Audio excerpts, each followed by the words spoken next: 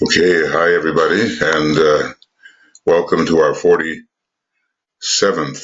program in the Treatise on White Magic. We're working in the rules for the mental plane. We're quite a bit of the way through rule number five, and we're on the 12th program for this fifth rule, and then there will be the sixth rule that will complete the rules for the mental plane. We're about a little more than a third way through the book. It's just the beginning, of course. Now, we've been talking about the numbers of the petals on the way up to the ajna center and found that there are 48 of these petals. They're not really petal, of course.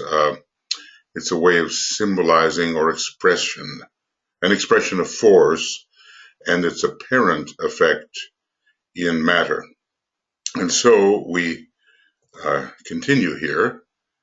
The five centers with their 48 petals are synthesized, therefore, into the two-petaled lotus, and then we have 48 plus 2 equals 50. Now, that's a very interesting number because, in a way, the number of the perfected personality, 50, the 5, 5 for the number of man, and the 10 that is of perfection. Now, much will depend on how we count, how we arrive at that number 5, because 50 equals 5 in the numerological way of summing. We have the dense physical body on the 3 lower subplanes. We have the etheric body on the 4 higher subplanes of the systemic physical plane. We have the astral body, and we have the lower mental body. Those are 4. And their synthesis from a center on the 4th subplane of the mental plane makes 5. That's one way of looking at it. And here we see 1, the dense physical body, 2, 3, 4, and here is the mental unit around which the personality constellates itself. So from a certain perspective, its number is 5. I guess you could consider the etheric physical body as 1, the astral body as 2, and the mental body as 3, and synthesize the 3 of those, mind, emotions, and body, as a 4. That's another way of doing it. But anyway, the 10 is the perfection, and 5 is half of that. So this is one way of looking at those 48 petals, because there are 48 petals up to and through the throat center, plus the 2. Now, there are other ways of considering this. Symbolically also, if the sum total of the 48 petals of the 5 centers is added to the 96 petals of the center between the eyebrows, the number 144 appears. Now, we know about this number 144 because it is taken literally by many of those in the Christian faith, and this is called the number, well, let's make it number of the saved. Well, if we add 3 ciphers to it, 144,000. So he goes on and says, the number signifies the completed work of the 12 creative hierarchies, 12 times 12, okay, and we're not considering any kind of isolated 13th hierarchy, which is a kind of an ill omen that comes from isolating the lower mental field as a sphere of expression for those on the left-hand path. what is it? The story about the Sleeping Beauty and the 12 good fairies who were invited, and the one who was evil and was not invited but crashed the party. You know how it goes. Anyway, 12 times 12, that's very interesting. And that also equals 144.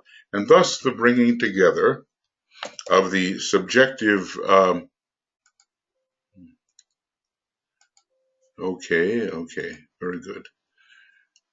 Here we come back, I hope. Yeah, the bringing together of the subjective soul and the objective body in perfect union and at one-ment. So we can say under the number 144, or 12 times 12. Now to these figures 144 add that of the number 1000, the number of the petals in the lotus of the head center. Now this is still symbolic, we can say, because it's not really the 1,000-petaled lotus. It's, as far as I can tell at the moment, the 972-petaled lotus, 960 plus 12, but it's symbolically referred to as the 1,000-petaled lotus.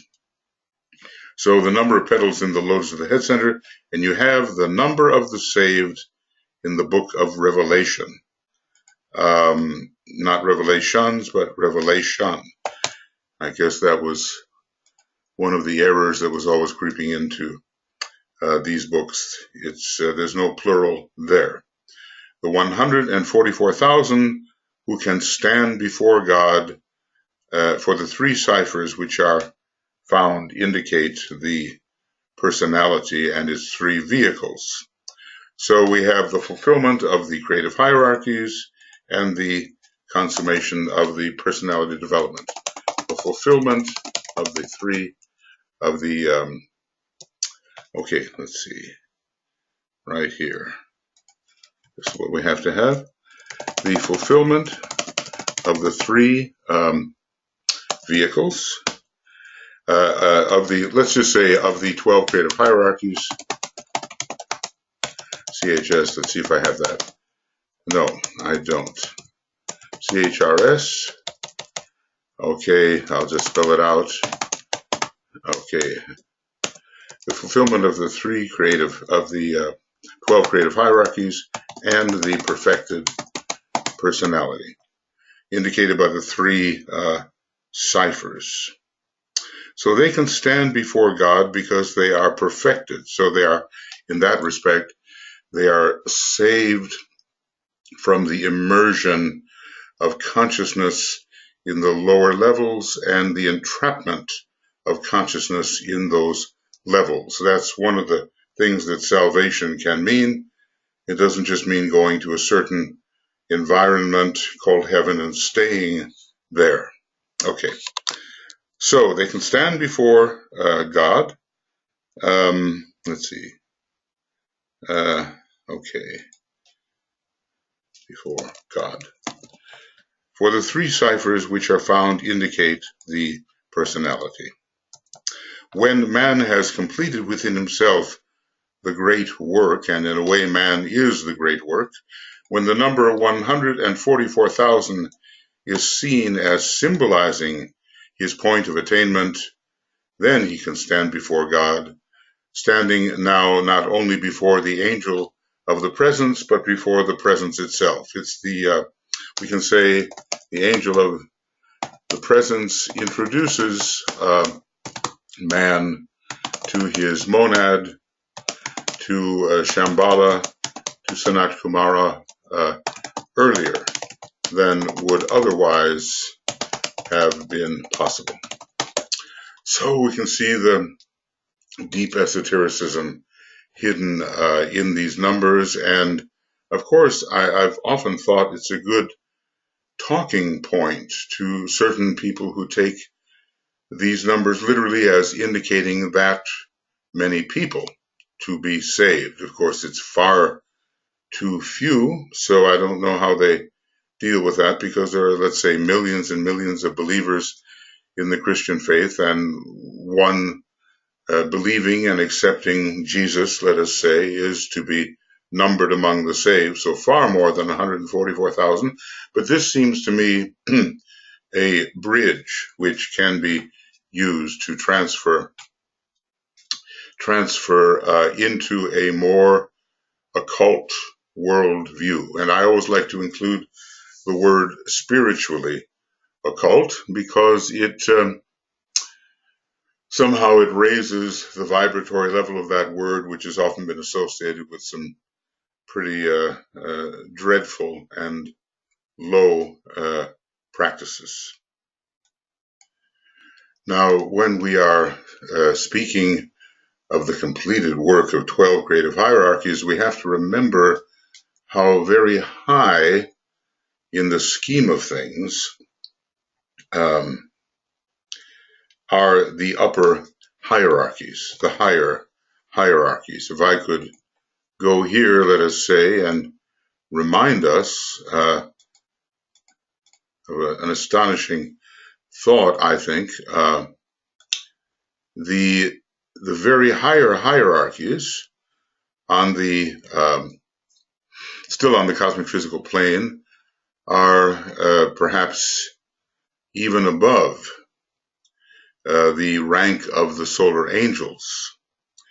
And these triple flowers, these burning suns of desire, these divine lives, they are far indeed ahead of human development. But perhaps it's possible for the monad to at least come in contact with the gifts of these hierarchies through development within the spiritual triad, let us say, here for the triple flowers, through contact with and with the monad and becoming eventually a sixth degree initiate, coming in touch with the gifts of the divine builders, the burning suns of desire, and perhaps a great being like the Christ or a being like the Buddha who is liberated onto the seventh plane or the sea of fire, is coming at least in touch, effectively in touch with these divine lives.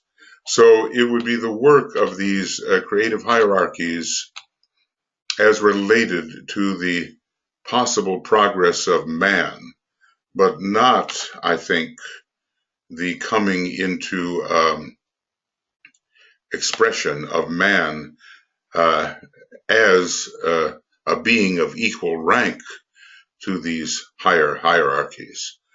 The true place for the solar angels is a question. Now, here they are placed upon the Buddhic plane, and they invest a portion of themselves onto the higher mental plane, here, plane number 5, and that portion, I think, is called the angel of the presence, introducing the man at length when he is ready or making way for him, or earlier than would have been possible, presenting him to his own monad, or making it possible for the immersed consciousness of the man, which is soul infused, to begin relating to his own monadic nature, however slightly.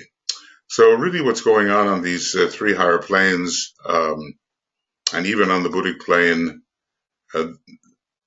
these vibratory levels are the area of focus of the presence and the consciousness of the masters themselves. So we're not really going to be in a position to know much more than that, and a little bit about the planetary energies which are available there, and the kind of force or shaktis that are available. This is a fascinating chart, and I think it's kind of a collection of many charts to which the Tibetan gave his sanction. The solar angels, remember, have already been, apparently, to the cosmic astral plane, whereon the path to Sirius is found. If it certainly is found there now, and the question is when in the previous solar system they journeyed as graduate human beings to Sirius, did they have to enter the cosmic astral plane? I think the answer is yes, and they've fallen into the cosmic physical plane again out of will and sacrifice, and they are not confined to the cosmic physical plane except by their own choice. So they would be initiates of very high degree. And then what about all these other initiates, which are probably some of them Deva hierarchies of equal rank to the human? What is their true status? So things are very high here on the higher levels of the cosmic physical plane, and the human master is really master of the lower 18 or perhaps 21 subplanes, especially the lower 18 subplanes, and is only becoming familiar with the conditions, the vibratory conditions and the possibilities, the Shakti possibilities and so forth found upon the highest of these subplanes. There's a lot to be filled out, and I'm sure that Master DK will give us what he can, which will be appropriate to our level of evolution.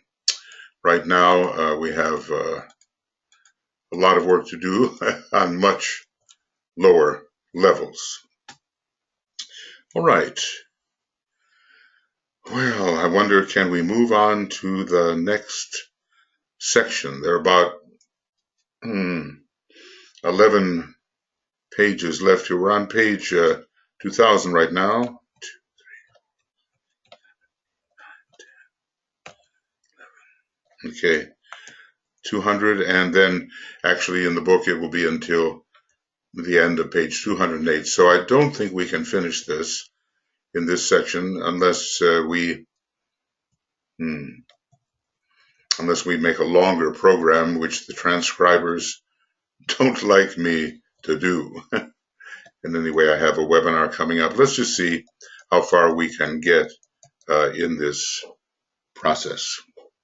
Now, so we deal now with the moving from this fascinating numerology where every one of these divine numbers really reveals something about the unfoldment of our energy system and our consciousness. And we don't know exactly whether etheric unfoldments are equaled by the astral unfoldments in the etheric part of the astral plane, or whether the unfoldments on the lower part of the mental plane equal such, in other words, on the fourth level, equal such unfoldments on the astral plane on the fourth level and the etheric plane on the fourth level. All of that has yet to be discussed.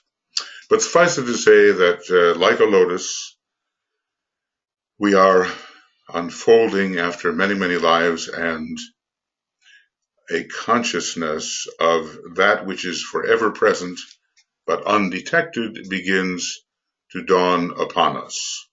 Now, this particular subject, the awakening of the senses, of course, is a great lure to people who still identified as personalities want rapid progress for their personality, and the result is oftentimes disaster. The same kind of effect as heavy drugs could cause ripping the inner fabric and requiring lives to rebuild it.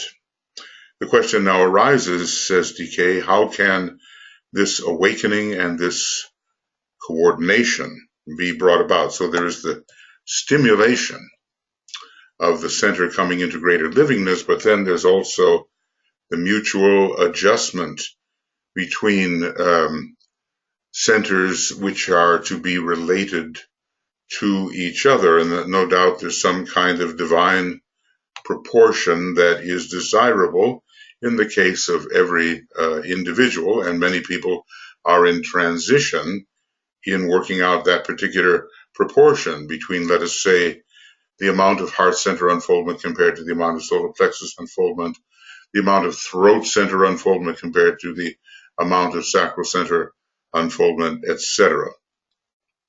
What steps must be taken in order to produce this vitalization and the eventual synthetic activity of the three centers? Now, I suppose we're dealing especially with the head center, the heart center, and the throat center.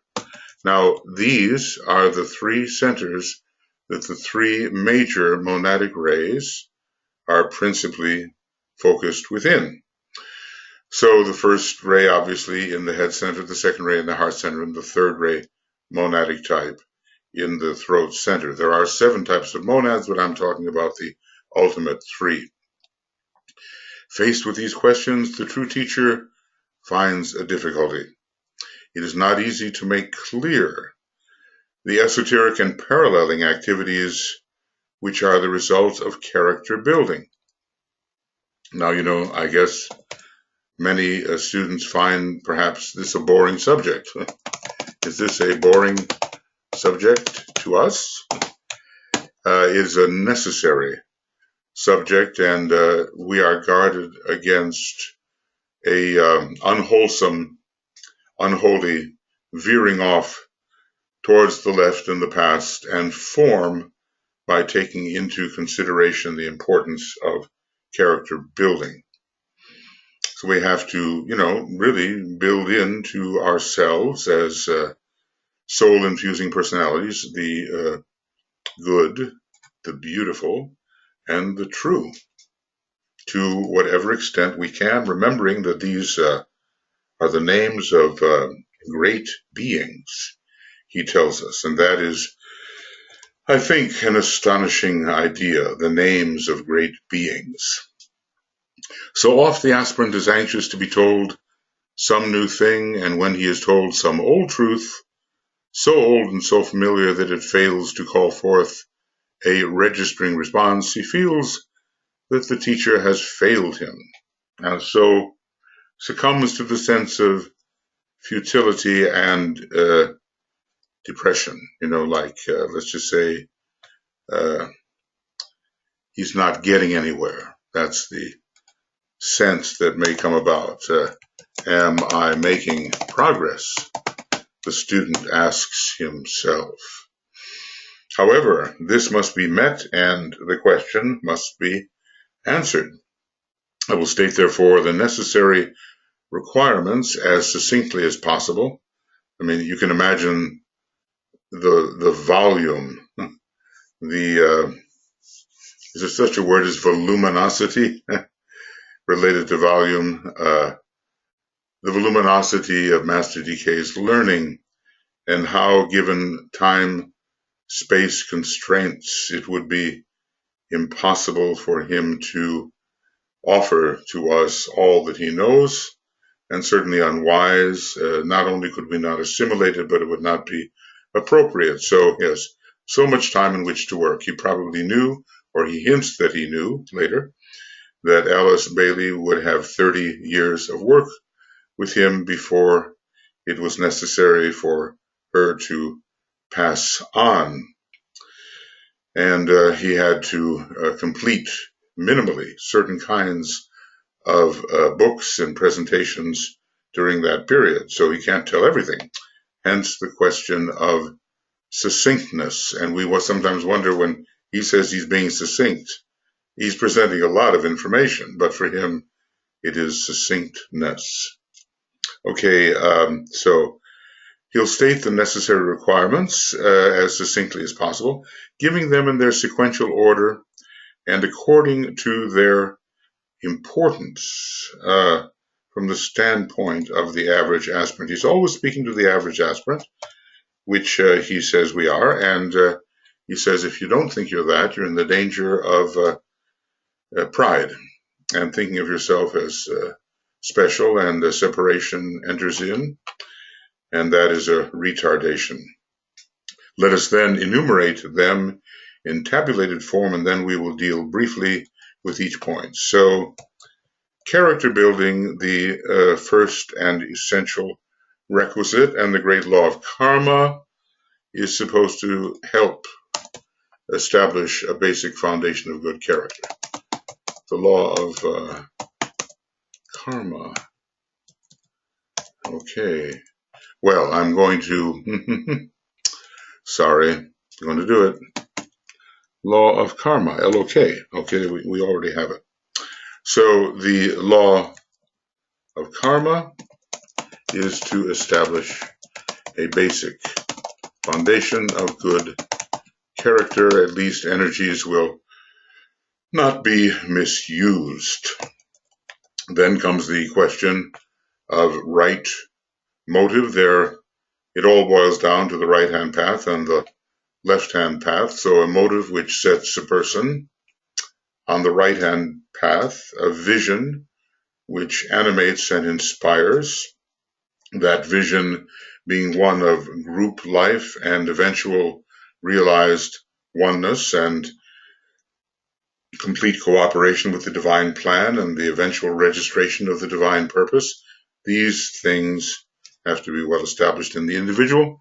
Service, okay, and he actually tells us there is a way in which the activity of service is of greater value and more revelatory than even meditation, and that may surprise some. But it certainly does open the heart center, and the heart is the great synthesis and leads towards inclusion and identification. It breaks down barriers. And our whole problem with illusion is that we are confined in our consciousness to a type of perception which still perceives barriers and isolated fragments which are not integrated or made whole. Then meditation, then a technical study of the science of the centers, which he's been giving us somewhat already. Breathing exercises come later and under, let's say, under wise supervision. And then learning the technique of the will. What does he mean by that? He certainly has often said, we don't know, we as aspiring disciples or aspiring disciples in training don't know much about the will at all.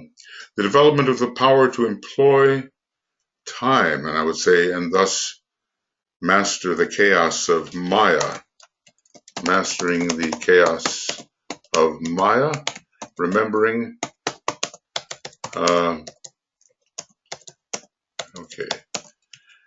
remembering that time is of the essence. It's a profound phrase, and we have to see what it means. And finally, and only finally, and after all of this has been put into place, which so many unschooled students do not realize, then the arousing of the Kundalini fire. Now, you know how often it is that filled with wrong motive and not having developed good character and not having served and even not having meditated and hardly knowing what their centers is all about, they will to raise the Kundalini fire with disastrous results. All right, I always wonder where I've started in these things, page 199. Okay, good. So this lays out our little curriculum.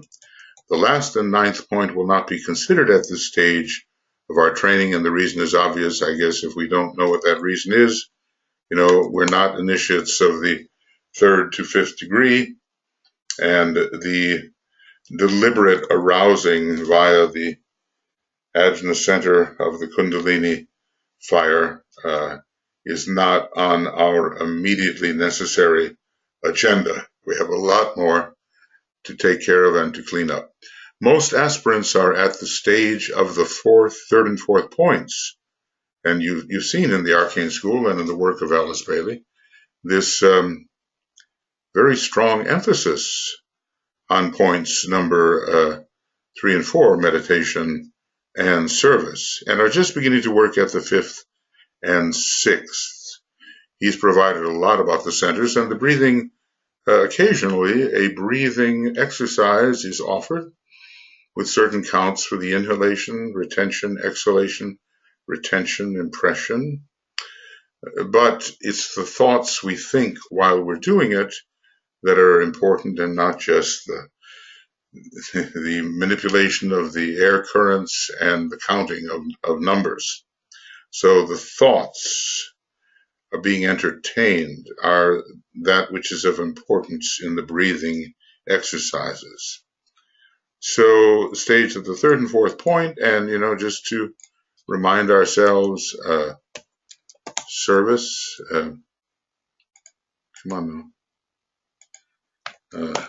service and meditation, and are just beginning to work with the 5th and 6th, the centers and breathing exercises. Let us touch briefly upon each of these necessary steps, and let me enjoin upon you the need there is to realize in some measure the responsibility entailed by knowledge. We go on accumulating knowledge and find that we lay up a karmic debt for so doing if we have not used the knowledge properly or wisely. Do you appreciate the fact that if you were making full use of each piece of information given in the course of training and making it a fact in your experience, and were living it out in your daily life, the teaching so steadily imparted, living out in your daily life, the teaching so steadily imparted, you would be standing ere now before the portal of initiation. So what's the principle involved here? Application of knowledge leads to initiation.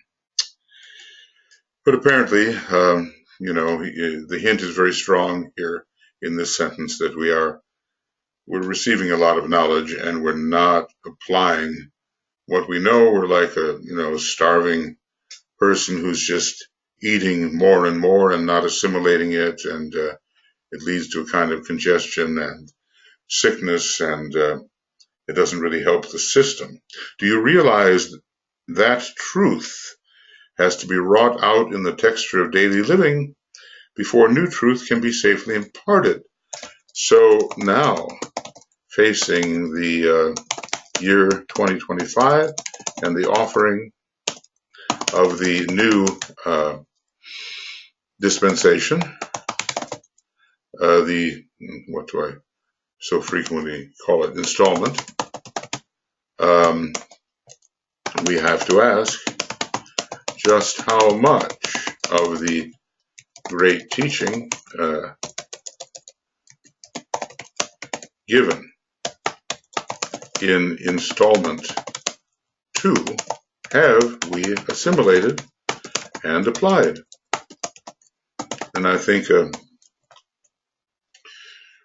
sober and sobering recollection of the degree to which we have successfully applied what we've been taught could be a little disappointing to us. I mean, our heads are filled with this wonderful knowledge, and the question is, accordingly, how do we live with good character, with right motive? Are we really serving? How's our meditation depth and its rhythm? Even that type of foundation up through number 4, we could question ourselves. So he is offering us here the road of practicality. And this is, of course, in one way, a very practical foundational book, giving the basics of discipleship and, as he said at some point, the control of the astral nature, the versatile, fluid astral nature. It's a practical book. Other parts of it cannot be yet fully understood because there are certain phrases and thoughts and mantras and so forth, which are deliberately withheld until we know what we're doing with them and can be trusted. Okay, so let's just look at this a little bit.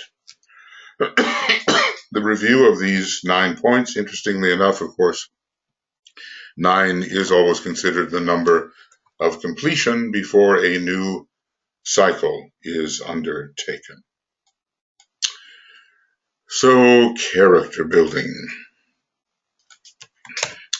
These 9 points are to be studied from their force aspect and not from their ethical or spiritual import. Now, obviously, when we build right character, we treat the energy system in a way which hastens its integration. We, okay. We treat the energy system in a way which facilitates its integration and right use.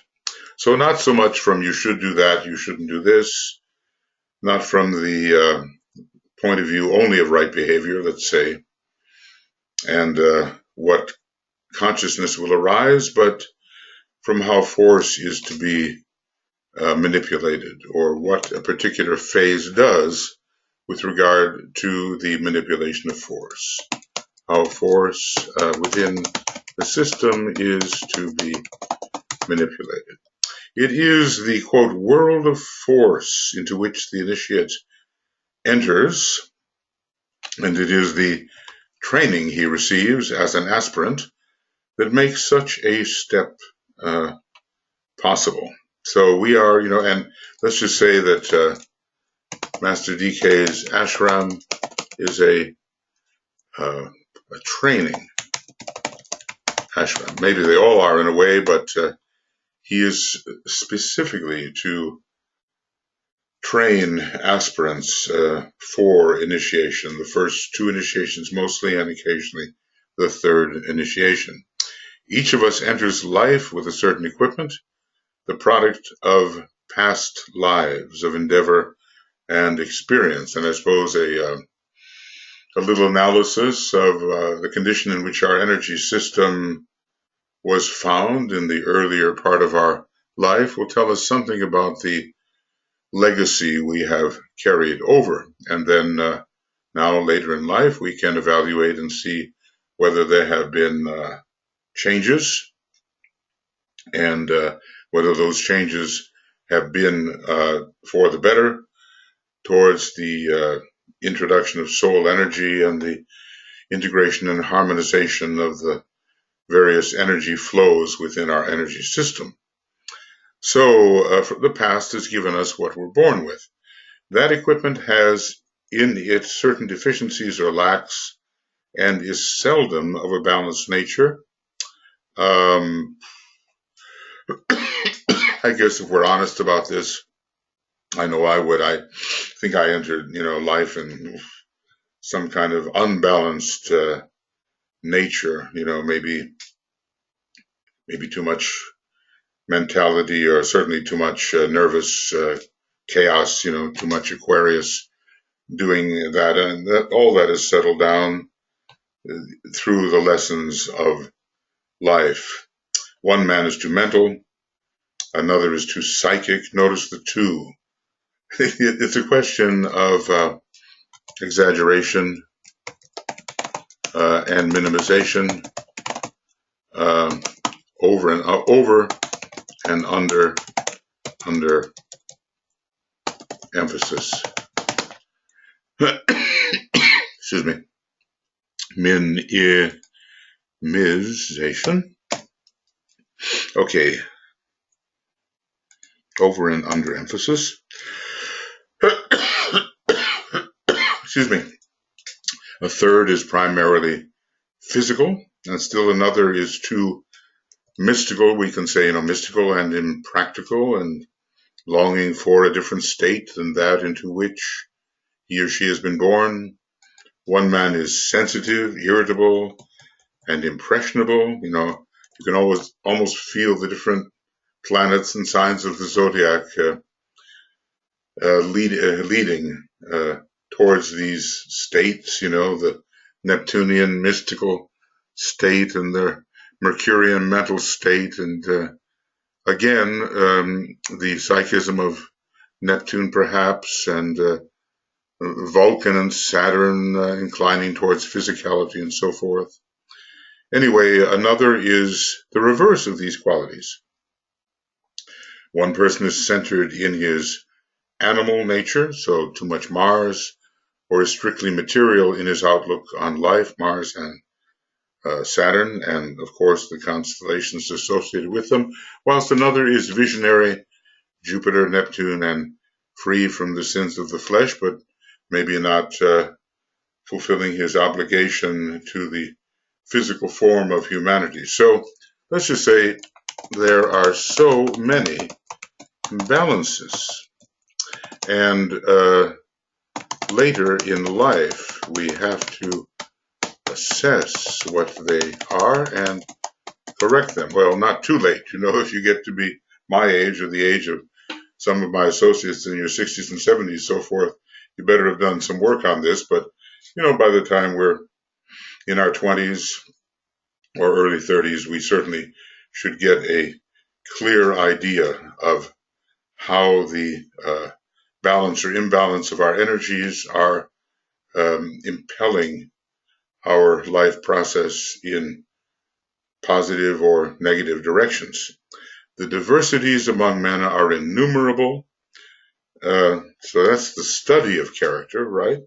But in each life, there is a predominant trend towards which all of his energies naturally turn, a predominating trend. The skandhas, as they're called, are tendencies which are carryovers, we might say. The skandhas. Okay, where am I here? I'm always making little mistakes here. The skandhas are the tendencies carried over and perpetuating themselves through repetition, unless we can actually correct the ones that need correcting. Perhaps he is swayed strongly by his physical forces and lives, consequently, the life of an animal. One thinks of Shakespeare's perspective on this in The Tempest, where Caliban was the animal man in that play, and others were more Davic, like Ariel, Or he is swayed by astral energy and lives a potently emotional and psychic life, and this is what we call, the Atlantean consciousness, which is predominant in humanity at this time.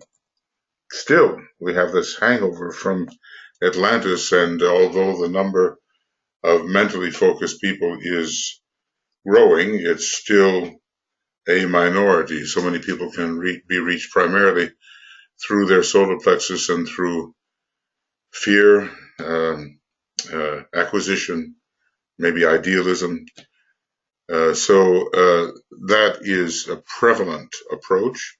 Perhaps like so many, he is swayed by three types of energy: physical, emotional, and an occasional flow of soul energy, because there is a connection between the soul and the astral body, particularly monad, mind; soul, astral body; personality, dense, etheric physical body.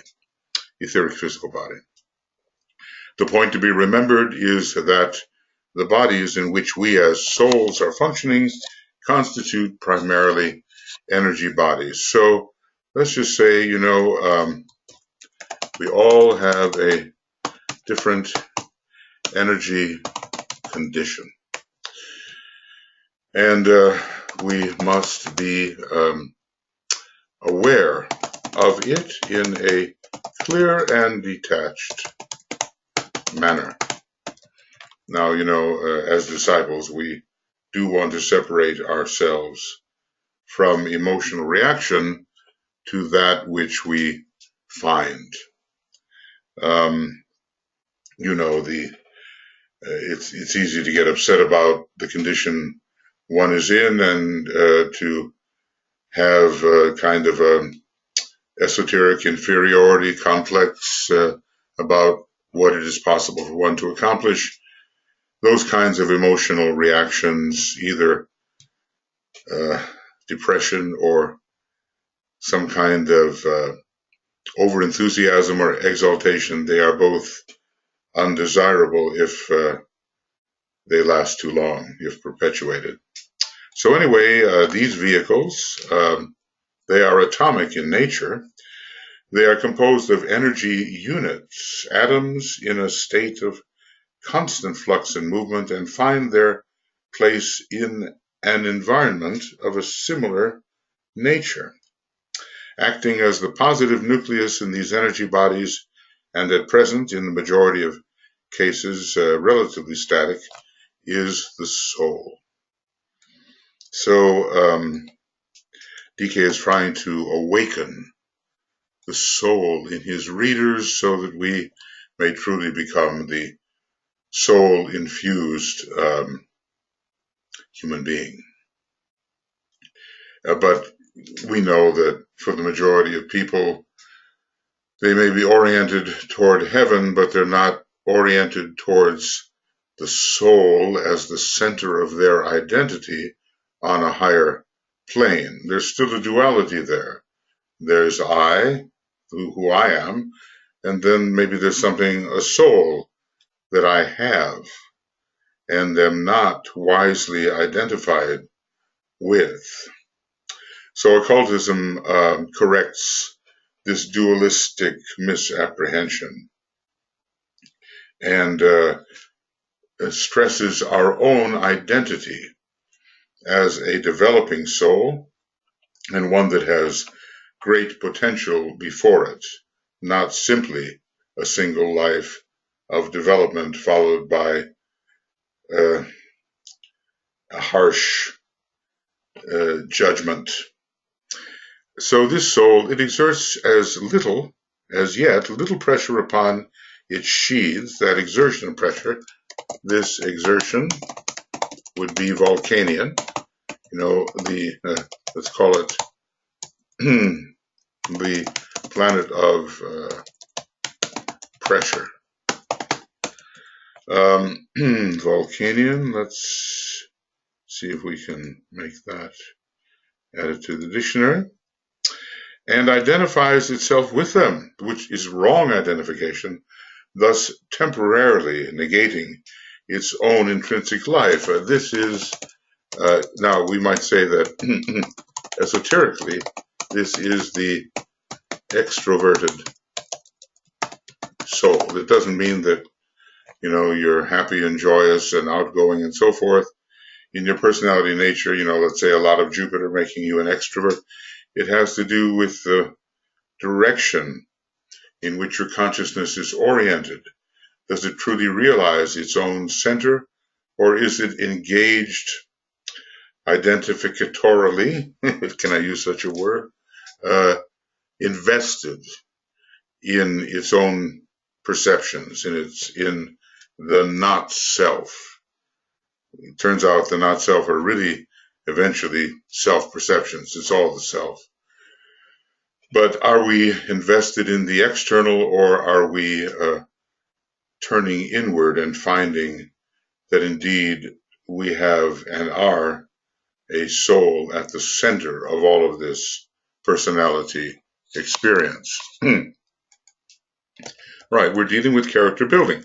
The day comes, however, when the soul awakens to the need of dominating the situation and of asserting its own authority. And we're speaking of, this is more the the soul in incarnation than it is the soul on its own plane. Then the man, spasmodically at the beginning, when we feel like it, as it is said, when he feels like it, takes stock of the situation.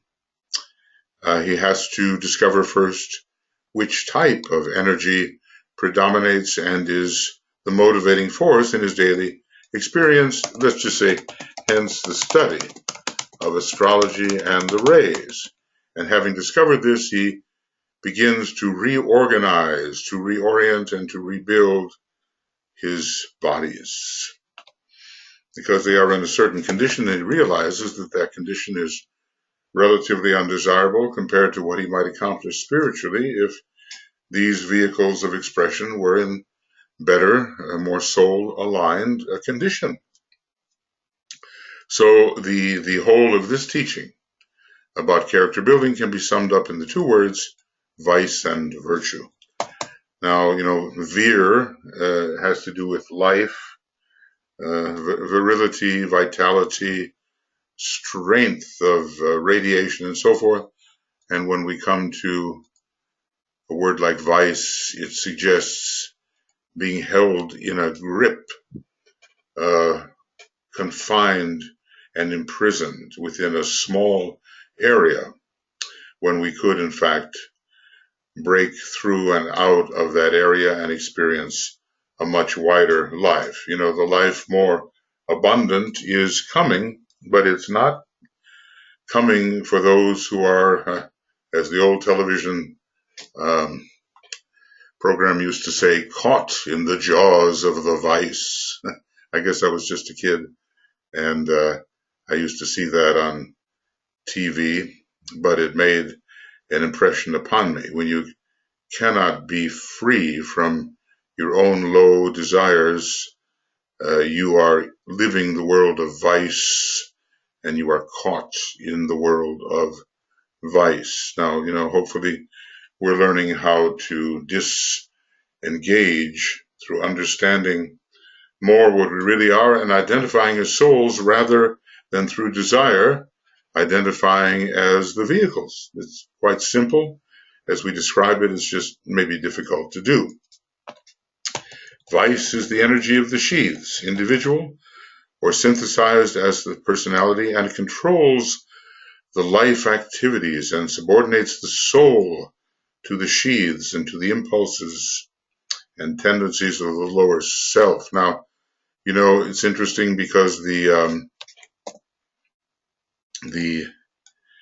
Black Lodge seeks to promote vice in people. It seeks to stimulate the energies of the sheaths and make man a captive, as they are, of a great material physical plane deva, I guess of huge proportions, and from which they cannot escape. So they promote that kind of overstimulation of the elemental lives and the elementals in our personality nature, whether physical, emotional, or lower mental. So when we find ourselves in a condition of overstimulation in any of these vehicles, such that that vehicle is taking the majority of our attention, it's not necessarily a sign of livingness. Livingness is a different thing when it's coming from the higher aspects of our nature. Now, what about virtue, which is really associated with strength, spiritual strength, especially moral strength? It is the calling in of new energies and of a new vibratory rhythm so that the soul becomes the positive controlling factor and the soul forces supersede those of the bodies. There's going to be a clash, right? I mean, obviously between vice and virtue, and we human beings live in a kingdom which is characterized by the fourth ray, and the warfare between vice and virtue is ongoing. It's like a warfare between the moon and the sun. with the moon representing the vehicles and the elementals, and the sun representing, the sun representing the soul and the higher spiritual tendencies. So this process, get my hair on my eyes here so I can see what's going on. This process is that of character building. Let me illustrate. I'm amazed. It's been a while since I've read this book. Kind of concentrating, on big abstract things that are just impossible to fulfill. But this is the rock bottom, the foundation of everything we're doing, and I'm very happy to be reminded of these things to keep everything in proportion. So let me illustrate, says the Tibetan. A man is the victim of an irritable and nervous disposition. We say to him that he needs to be calm and peaceful and to cultivate detachment and so gain control of himself. How many times have we said, look, get a hold of yourself here, just calm down, don't fly off the handle at every opportunity, and just use quietness. We teach him that in the place of a cross disposition there should be sweetness and calm. It's kind of a Venus-Mars situation. Mars, the planet of irritability, chafing, friction, overreactivity. It's a non-sacred planet, and its energies and forces are often used in that way. And Venus, a very sacred planet, and associated with all sweet things, agreeable, harmonious things, and with a general placidity and calmness. Now you really get to the nature of the planet Venus. There's quite a bit of storming going on up there, and totally inhospitable conditions as far as the human being is concerned. But we're speaking here of the metaphysics of the planet Venus. Now, that sounds like a platitude, he says, and most uninteresting. Yet what is really being stated is that in place of the restless, self-centered emotional nature and the activity of the solar plexus center, carrying the powerful forces of the astral plane, there should be imposed a steady, detached, and harmonizing rhythm of the soul, the self. So it's an energy substitution that is being requested. All of us have to learn how to, it's really hard, change our energy. I remember when I was at the United Nations, Jaddu, Krishnamurti was being feted, you might say, as the world teacher. He was a great teacher. And basically, he was asked by the Robert Mueller, I forget his title, but it was a high-ranking title in the United Nations. What should we do, Mr. Krishnamurti? What do you advise to us? And of course, there was a pause, and then this big voice coming out of a small man said, change. Well, that made a first-rate impact on me, I'll tell you. And to change one's energies, we realize is desirable, but we don't oftentimes know how. Now, look what I'm going to do here, because I have a webinar coming up. I'm going to make this an hour-and-a-half program instead of trying to do 2 programs and taking the time in between.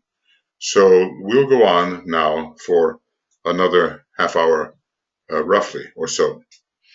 So to change the energies of Mars as they affect us, or our response to the Martian energy, to a utilization and response to the Venusian energy, which is the energy of the solar angel, and the growing soul nature and soul realization is all correlated with the planet Venus, or at least Venus is a very important planetary correlate. Jupiter is up there too.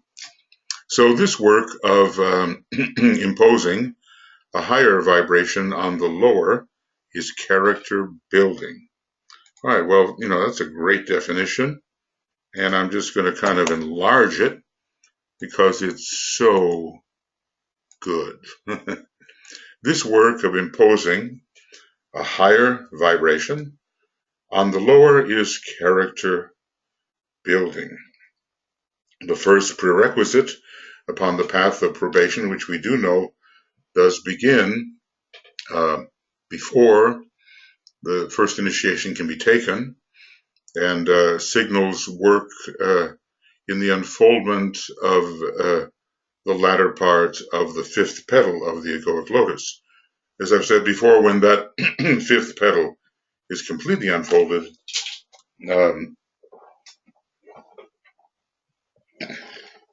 excuse me, excuse me, I wasn't, got unplugged.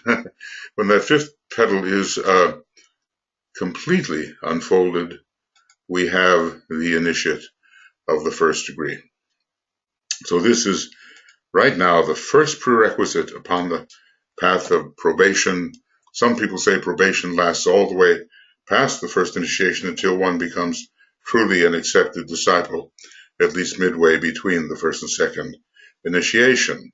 But there is certainly a beginning made on the probationary path before it is possible to take the first initiation because of the kind of tests one submits oneself to, the kind of training one undergoes.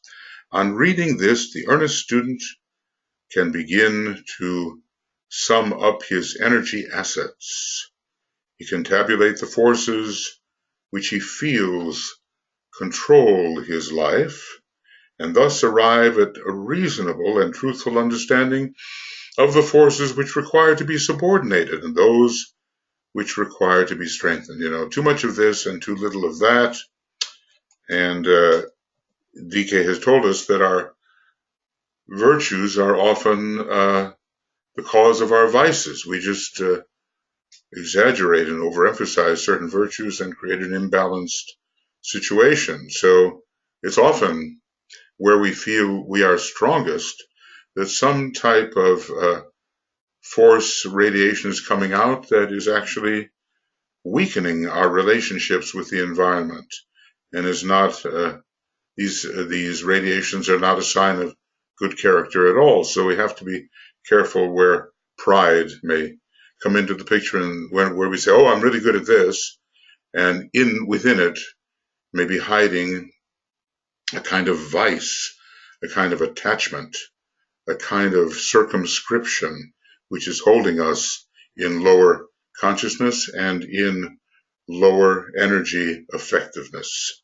Then, in the light of true knowledge, let him go forward upon the path of his destiny. So, if I were teaching a class on white magic, and once again I will be pretty soon, I think, I would really have people stop here and sum up their energy assets and their liabilities, as we all would do, and see what has to be added, strengthened, what has to be controlled and regulated. There's our star Regulus up there in Leo, which is so important for the first initiation, bringing certain energies into law and regulation, under law and under regulation, is a very practical thing, isn't it? And it doesn't just leave us.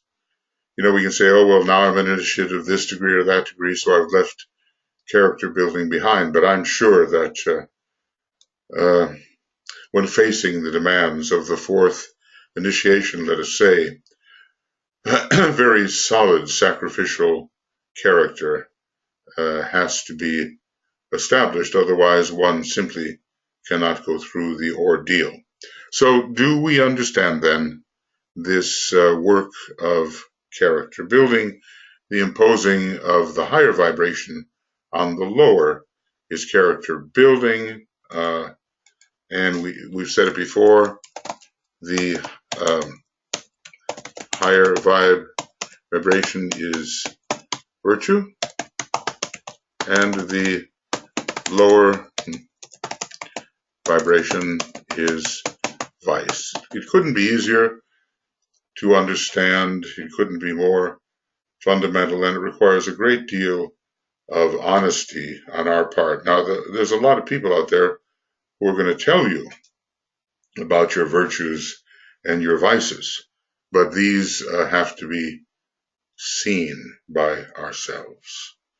And then we can take the proper action and move forward. Otherwise, we are held by vice. All right. So there are 9 of these, and I'm pretty sure, obviously, we're not going to get through them in this particular program. Already, this is the 12th program on the 5th rule, and when we get to rule number 10, which is 100 and something pages long, a lot of programs will be expended on that 10th rule. Right motive. The master of the wisdom, we are told, is the rare efflorescence of a generation of enquirers. Notice how it's spelled in English and differently in American English. And the flowering efflorescence is a flowering of a generation of those who are inquiring the way, asking themselves, their higher self, their inner resources for the answers to the major questions, and asking for right direction on the path. It all comes from within. Of course, we ask other people as well for their good advice, but finally, the real directing of ourselves forward, just like the real building of the Antikarana, is an internal process, and we have to do it in our own unique way. The question which the seeker now asks, and which he has only the right, which he only has the right to answer, or which he only has the right to answer, is, all right, what is the motive governing my aspiration and my endeavor?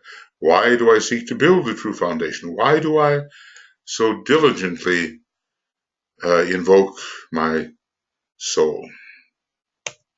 Why do I do this? And I think we will find, as DK tells us, that a certain type of spiritual selfishness has often been responsible for the otherwise good actions that we seem to be taking. We end up in some kind of spiritual group, and we ask, how did we get there? Why did we get there? And he informs us, well, you got here because you're spiritually ambitious, a little spiritually selfish, and you want progress. So a sobering moment, right? So right motive, and it has to do with also some of the later rules when we come to the idea of let the magician set his form upon the proper path. There's so much here about the discrimination between the left-hand path and the right-hand path, and obviously as white magicians in training, we are seeking to tread the right-hand path. The development of right motive is a progressive effort. Let's just say why? Because often mixed motives prevail. And constantly one shifts the focus of one's incentive when one discovers himself. As the light shines ever more steadily upon one's way, and constantly a newer and higher motive emerges. Each one sees and knows the villainy of each, and let's just say the villainy of ourselves emerges. Things we did not suspect of ourselves. I'm remembering there was a man who was really working hard in Alice Bailey's group, and he did leave the group because he fell in love, and DK called it the greatest of all glamours, my brother, falling in love. Anyway, he left the group. He couldn't quite balance these things of his new relationship and the old continuation of his participation in the group. And eventually he came back, sadder but wiser. And DK basically said, look, I'm sure it's been interesting for you as you learned a lot about yourself, which you did not suspect.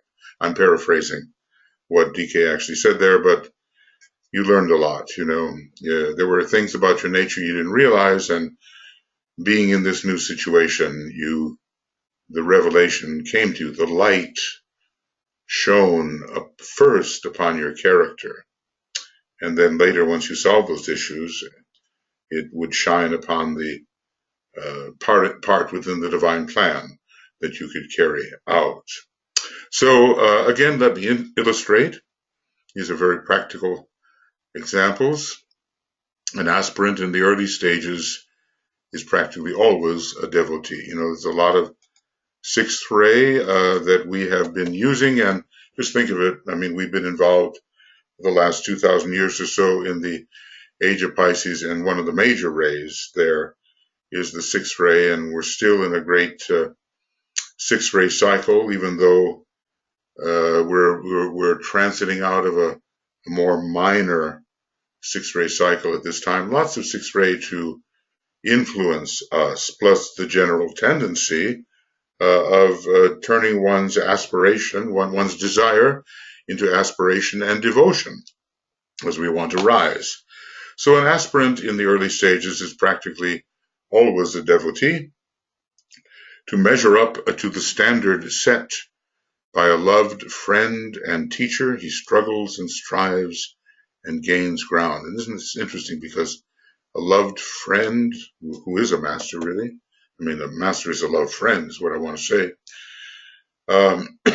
We try to emulate the example set before us, and this is set forward perhaps most momentously in the book called The Imitation of Christ, which comes highly recommended by Master Moria, not the worship of Christ, no, but the imitation of Christ, the beloved friend. Later, the object of his devotion and ardent effort is superseded by devotion to one of the great ones, the elder brothers of the race, and DK ought to know. He does share with us, Master DK does share with us his great devotion to the Master KH.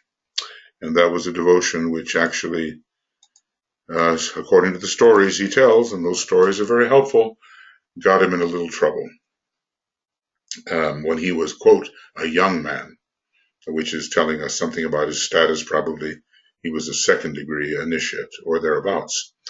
He bends all his powers and the forces of his nature to their service, the service of the great ones. There was one disciple, ISGL.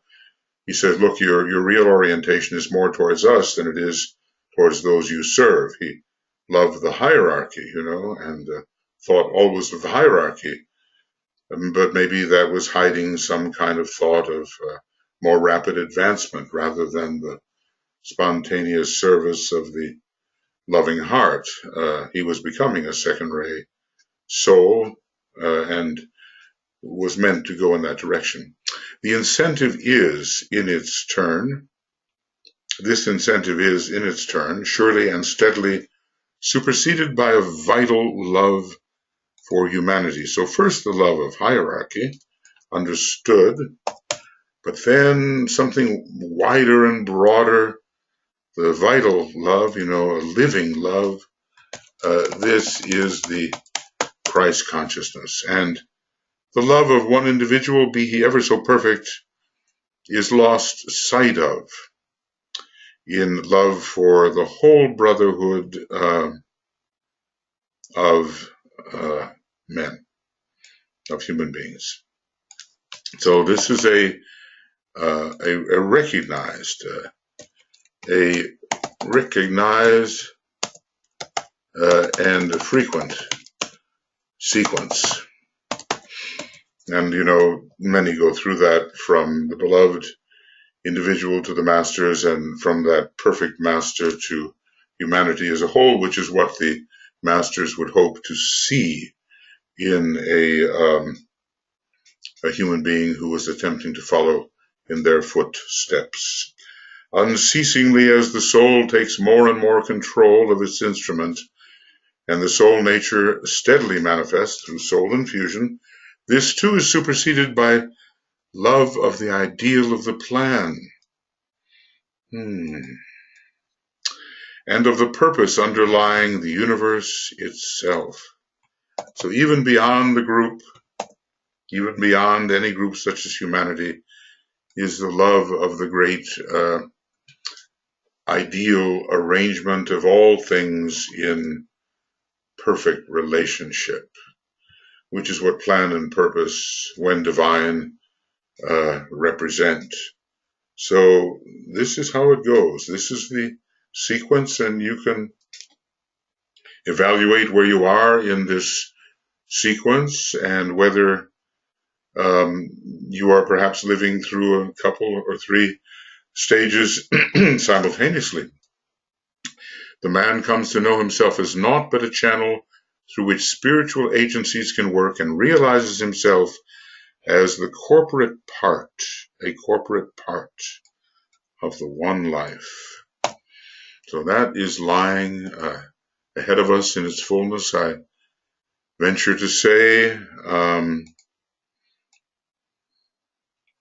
we begin to love all beings as part of the expressions of the one life, externalizations of the one life, as Master D.K. tells us when dealing with the quality of harmlessness, the expression of the life of the man who realizes himself to be everywhere, who lives consciously as a soul, whose nature is love, whose method is inclusiveness, and for whom all forms are alike in that they veil and hide the light and are but externalizations of the one infinite being. So we're loving everything, and but especially in our more local planetary sphere, and what the divine plan and purpose can do for the advancement and the increasing glorification of these lives. Then he sees even humanity as relative and fractional, or maybe these days we would say fractal, and becomes immersed in the great will. So he seems to be saying here that eventually our love and devotion, DVT, well, devotion is for the will of God. And what God? Well, it's enough to deal with our own planetary logos, let's say, in his projectionist Sanat Kumara, and eventually the solar logos. These are the local gods, you know. So we've just been given a very important progression. A very important progression has been given here.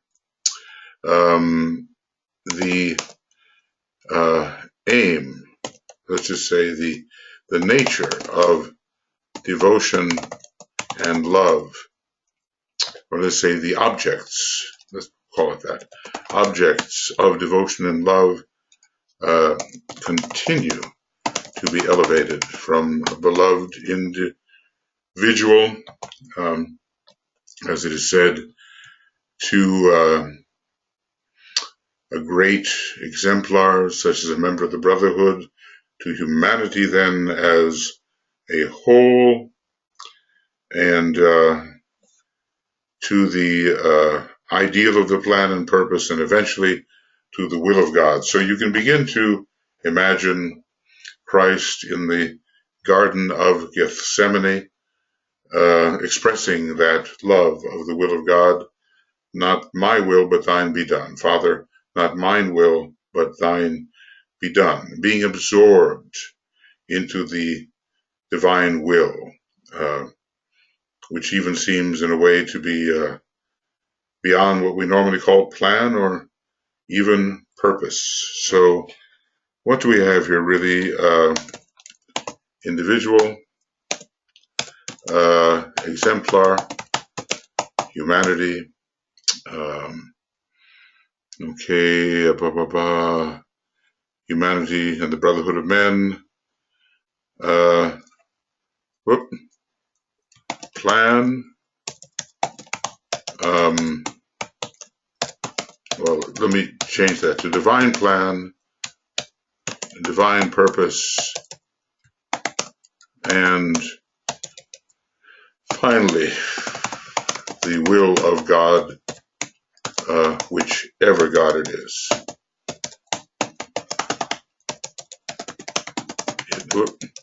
I'll keep it capital. It may be.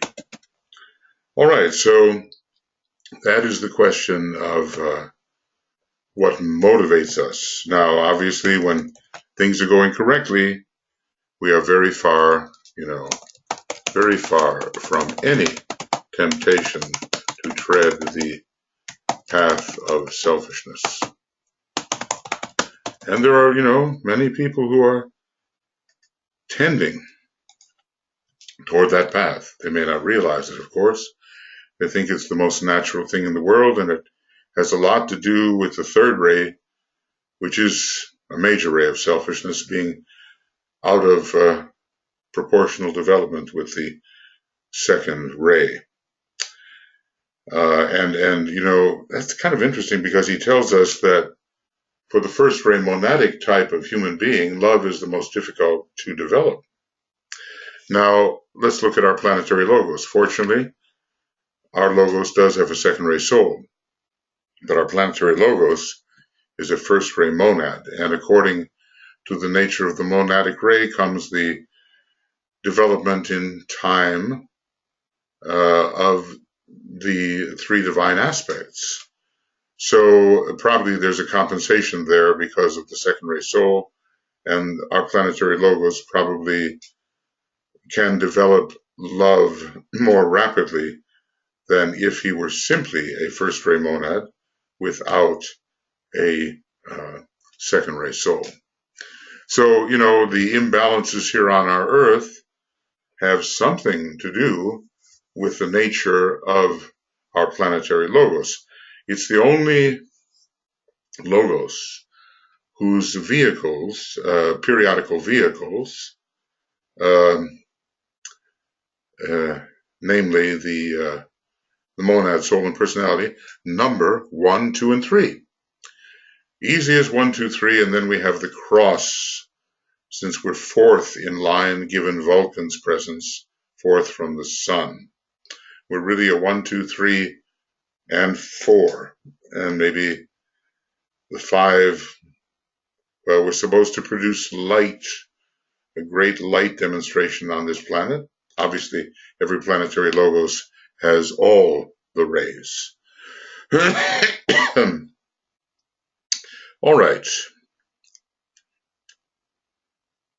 Service. I think I have time, maybe, for one other discussion here. Let's see how long. Yeah, looks like we have time for that. I'm violating one of my rules here. I try not to, sometimes in order to really save time, I made 5-hour programs, just straight through, blitz. But then our transcribers, seeing such things, didn't even want to start, and I don't blame them. So I've tried to confine my programs to 1 hour these days. However,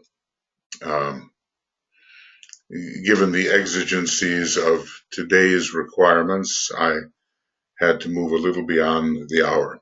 So service. A study of right motive leads naturally to right service. Let's just say, what can we call it? Helping in the right way, not simply in an imitation of service. So it leads to right service and often parallels it in its objective form, and often parallels in its objective form the motivating consciousness.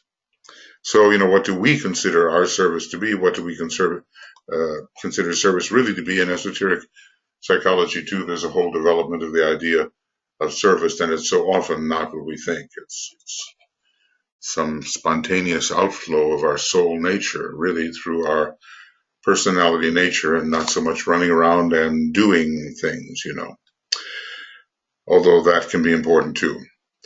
From service to an individual as an expression of love to the family or to the nation, there grows the service of humanity to a member of the hierarchy, to a master's group, and thence service to humanity.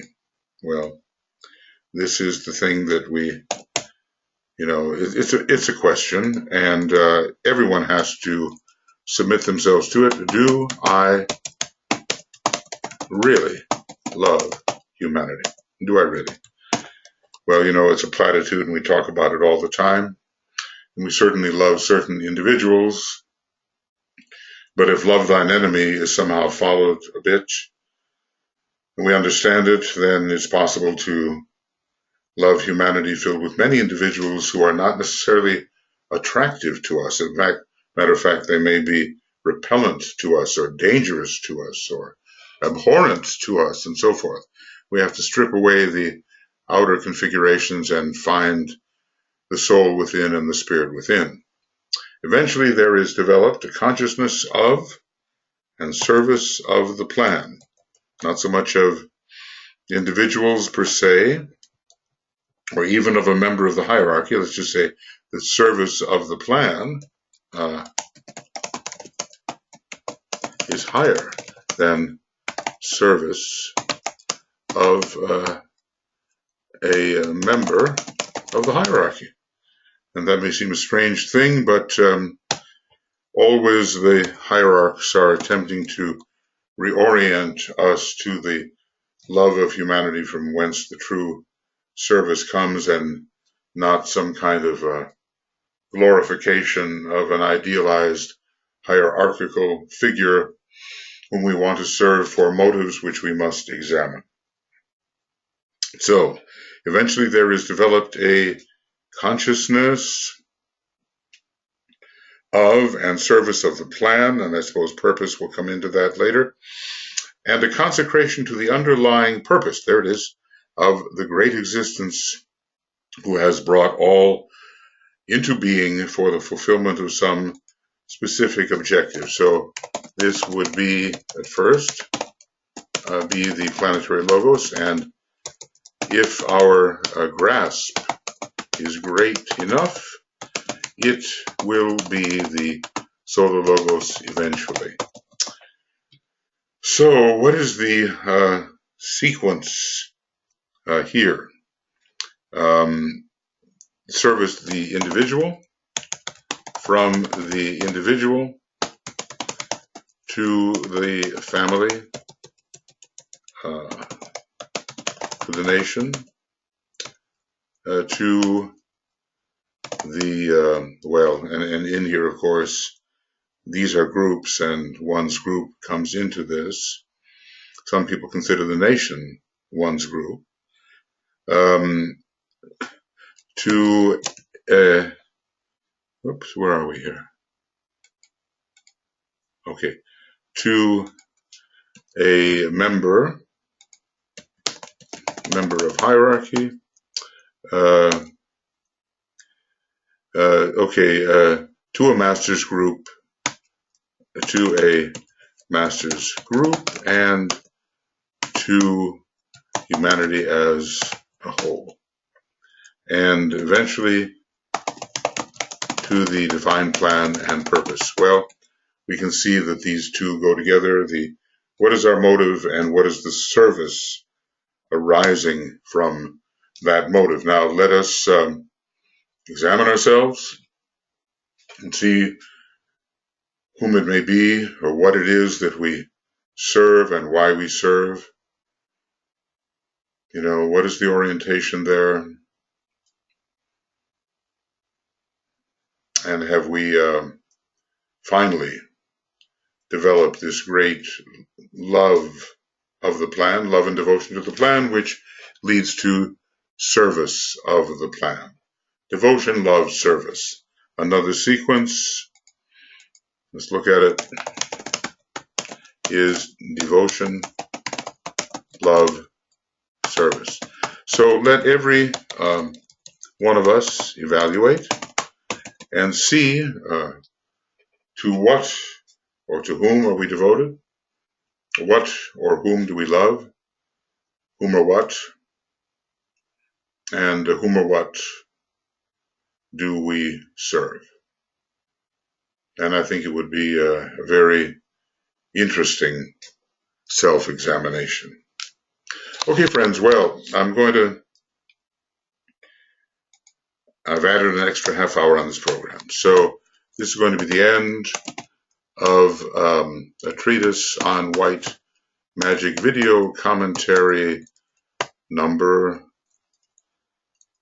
512. Oh, video commentary what? Oh, I have to go back, don't I? I always do this. There's got to be a better way. It's going to be number 47, and I think it goes as far as 203. I may have to come back. And it's rule 512. So it's number 47 and 512. Now I'll go back to where I came from. boring and repetitive. Okay, so rule 512, and it's video commentary number 47. 512, and what page are we on? From 199 to 204. All right, I'll have to go back. So, page 199 to 204. And the next will be beginning okay,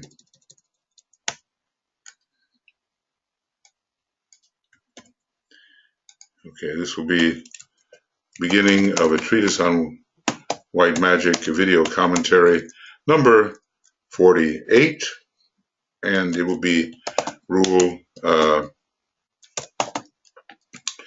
513, and this is going to be about, the one we've just done is approximately 1.5 hours. Okay, and we don't know how long the next one will be. So this is 513. And starting from page 204 and going backwards. I could entertain you with a little singing here, you know, to 204. All right, good. All right. That's all I dare do now because of the webinar coming up. And but we still have these 9 considerations which are foundational to any true spiritual approach. So thank you, and we'll resume when possible with commentary number 48. Okay, all the best, and let's assimilate and apply as the Master suggests, because if we do or did, we know where we would be standing, and it would be much farther along than where we are standing now. Okay, see you soon. Bye-bye.